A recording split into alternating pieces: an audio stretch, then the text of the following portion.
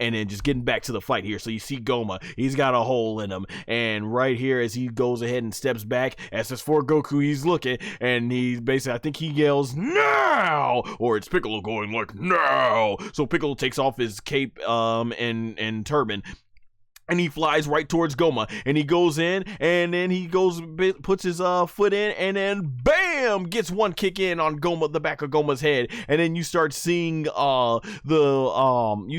right here with Gomah's energy and stuff, it starts reflecting that that's the first hit. So if this is a WWE or pro wrestling match, it'd be like 1, and then Piccolo goes in, boom, and then we'll be like 2, and then from here he's like, "And now it's all over, it's all over," and then bam, as he goes in for that big punch, Goku's looking like, "Come on, come on, come on," and then Piccolo's like, oh, bam, Gomah ends up punching him right in the face, and you see everybody is shocked. They're like, "Oh," and bam, he basically completely backslapped Piccolo, gave him what's they call the pimp slap Piccolo. Piccolo goes flying out, and Piccolo hits the rock, boom, and that's all he wrote for everyone's favorite green character. And Dr. is like, he failed, and everybody's like, "What do we do now?" And Gomah's eye, you start seeing it starts glowing blue, and it's nearly trying to get out and escape, and he's like, "Curses, he tried to remove the third eye," which really makes me wonder from here, why didn't Goku do that? Why didn't SS4 Goku do that when he got like an 11-hit combo earlier on him? Couldn't he have hit Gomah once in the face and then quickly fly around the back and hit him with those 3 shots, and there would have been all she wrote? Why did he put so much faith in Piccolo? So I guess though here the story was he finally did a Kamehameha that was strong enough to weaken Gomah enough so it wouldn't give him the time for the third eye to heal him and power boost him, and they thought maybe they could go in right there. And so right there, the third eye once again proving more devastation as Gomah right here starts getting repaired. It starts shooting out of his blast, and you see it completely goes ahead and destroys whatever was left over the battlefield near there. And this is where Dr. Arisu basically is like, there could be more hints in that book. And so you see Majin Kuu right there. He's got the book of magic there, and he's trying to escape all the chaos going there. And this third eye completely starts repairing. They can see it on their faces. Vegeta's like, F this, I'm gone. And Nahare's like, "Yeah, me too." So they fly, and everyone's just flying in. They are not gonna, and I love this. I love it because so much in Dragon Ball over history, many times they just stand there like, like, nope, they know the mission. They said, we cannot afford to let this guy regenerate again and get another power boost. We cannot. So everyone just starts flying in. Tamagami number 1, Majin Kuu. Goku's gonna be like, I'm not sure how much power he's got left, but he's gonna go in there and flying at them. And then the third eye starts glowing, and it starts doing this electricity that goes from like pillar to pillar to pillar, and it's going all over the battlefield, and you see this big purple electricity that just starts shining away, and the electricity basically is starting to power up here, and it goes and thunderbolts to all our heroes trying to get in and jump on Gomah, and it hits everyone, sending them flying back. SS4 Goku's the only one that was able to obviously withstand it, but it sends Vegeta base form, Nahare, Gomah flying, and you see the rest of our non-fighting heroes. They're like, "Oh no, this is not good." And I had to admit, this did look pretty spooky right here with Gomah going like,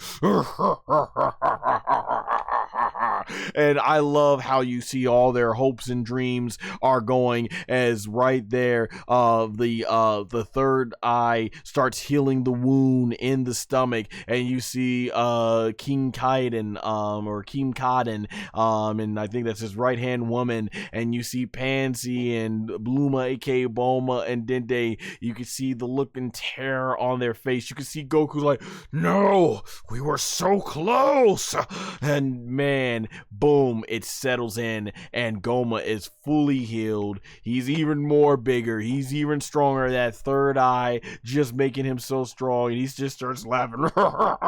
"What did I tell you all? I can do this all day, pretty much. And he starts laughing, and there you see the third eye. It's like, what can be done? You see Gomah's like, and everything, and he starts laughing and powering up, and you just see this huge orb. We got like the Christmas colors and everything, sending everybody flying. And Gomah looking like a rip-off Jiren that he is, gigantic back, just laughing, feeling ill. He feels indestructible. He's like, that is a Toriyama face. That is classic Toriyama, the way he drew that. And let's see, even Matthew in the chat says, classic Toriyama. It's not Goku who beats the big bad. It's the comedy character. Well, that's what leads us to our next part. SS4 Goku. He's the only one that's left standing. Everybody's been sent flying. What can Goku do in this time? And you see Majin Kuu. He's just holding on to dear life from the Book of the Magic. And as he's being thrown away by all the power, he looks over and he sees, he sees the back of Gomah's head, and he's like,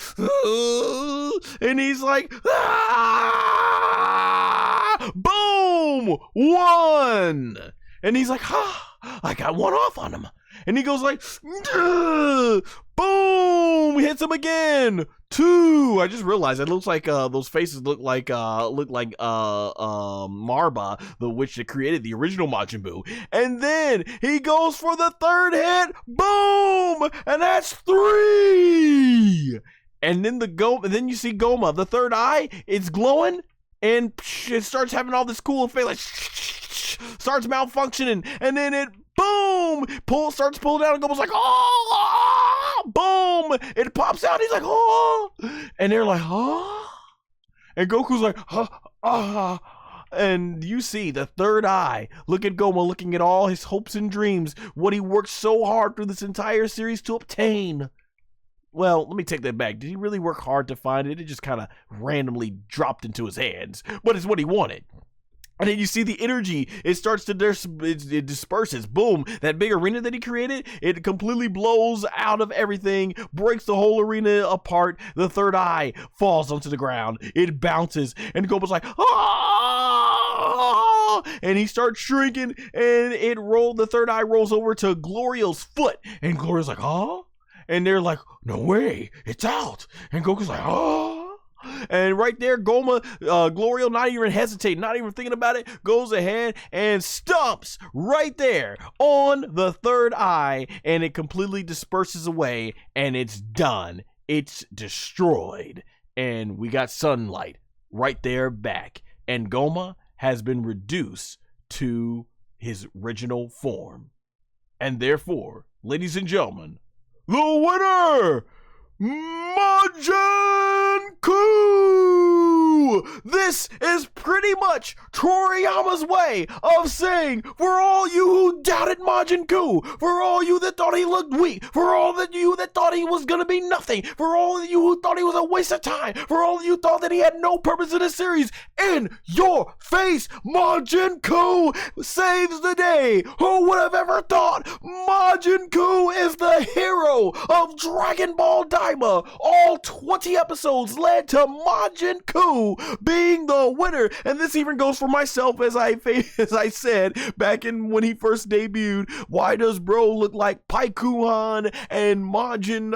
Why does he look like Majin? Paikuhan, the Saibai man, and Buu all had a menage a trois, and 9 months later, that guy popped out. And I was just joking, of course, at the time, because as I said back then, right after I made that joke, was that all joking aside, this is Toriyama to a T. Toriyama loves, he said in interviews that he loves taking people's expectations of what you think is going to be somebody who might do something and might be weaker, and then doing the opposite with them. And I said this, we could see with Fat Buu. Fat Buu looked like a complete buffoon, but boy did Toriyama know how to make him menacing. And right here, Majin Kuu, he really used what made Mark Satan, aka Mr. Satan, or some of you might know from the edited English dub, Hercule, he made him, it seemed like he was a weak character, but he became one of the most useful characters in the series that led to the defeats of Cell and Majin Buu. And here, Majin Kuu, he said it from the start, it was foreshadowing. Majin Kuu said, hey, even though I'm not that strong, I can be useful in other ways, and boy, was he.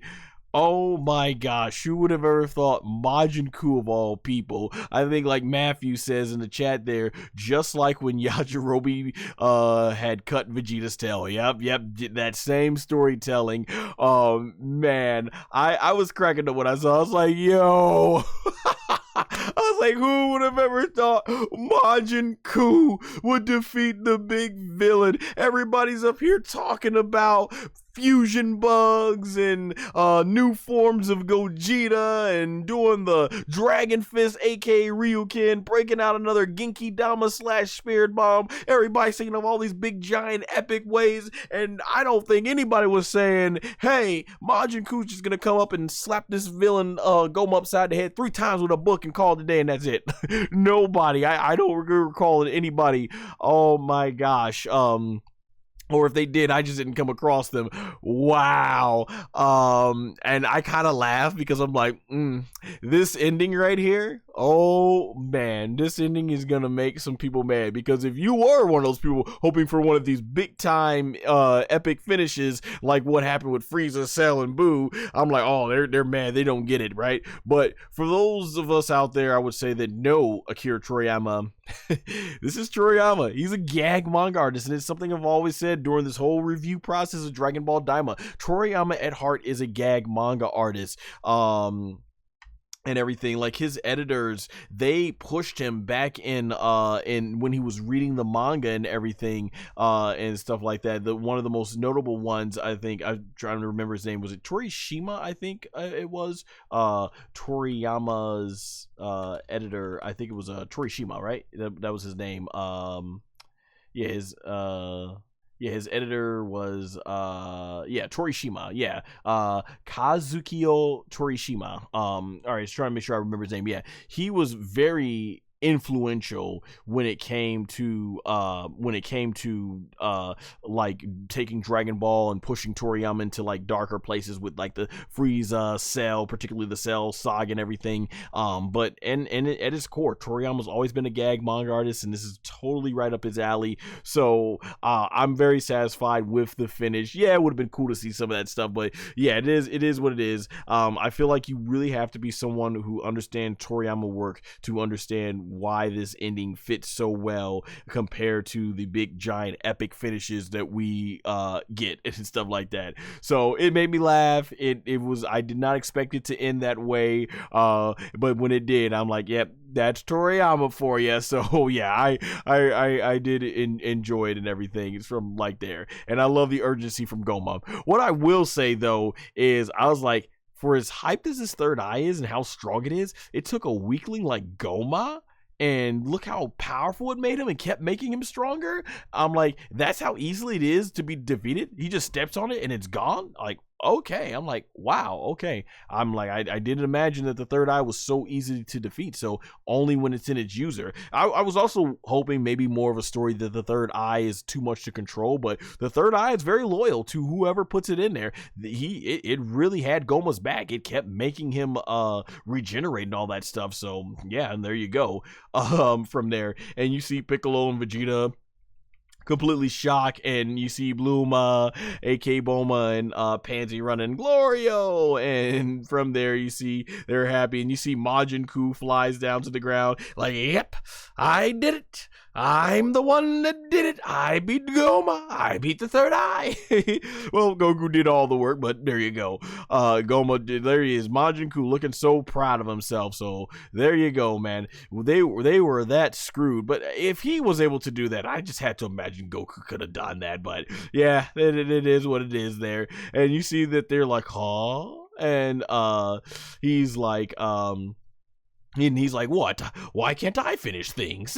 And they said, yeah, you were amazing, Majin Kuu. And you see Bluma, Boma, AK Boma, East Kyle Shin. They're like, yeah, you did it and stuff. And everybody's giving him that recognition, and they're like, well done, friend. Majin Kuu, the guy that seemed like he was nothing but a whack-looking character, because Toriyama absolutely did design him to be whack, just so that way he can go ahead and go against all our expectations and prove that, yeah, just because you look whack doesn't mean that you end up being wacky in terms of or not doing some incredible things that are not whack or whatever. And here, I guess I missed this off screen. The right hand woman of King Kaden, aka King Kaden, however you say his name, has already formed a special handshake with Majin Buu and stuff and everything. So that was really cool to see. And they're like, okay, like, all right. I was like, when did this bond happen off screen like that? That's something that they just made.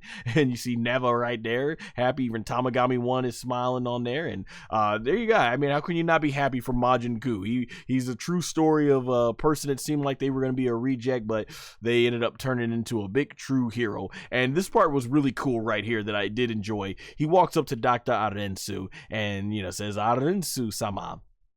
And she's right there, and she ends up elbowing him, giving him a light elbow jab to the chest, and he ends up smiling. And I like this moment because it always seemed like Dr. Arensu was kind of like, oh, well, you're the disappointment in the family. She's like, you're the disappointment of that child that she's like, oh, you're such a disappointment, which would be terrible, right? But Majin Kuu really worked hard to earn Arensu's to get recognition from Arensu, and it's like he finally earned her recognition and stuff and everything, and like he's proud because kids just want to make the parents proud and stuff like that. So that's kind of what it came off in this moment here. So that was cool to see in going on right here. And then you had Pansy just being happy, and they're all waving there at SS4 Goku.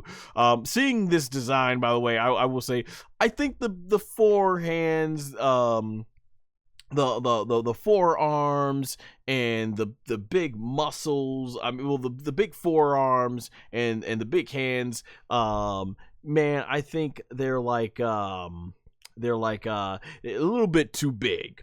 Right, a little too big, basically, for the form. Like, I think they could be downsized a little bit more, but I still like the form there. I don't even know what the purpose of the pants are, if he needs to wear the belt buckle or whatever for the pants. So yeah, and you see everyone is just happy. Goku, he did his job.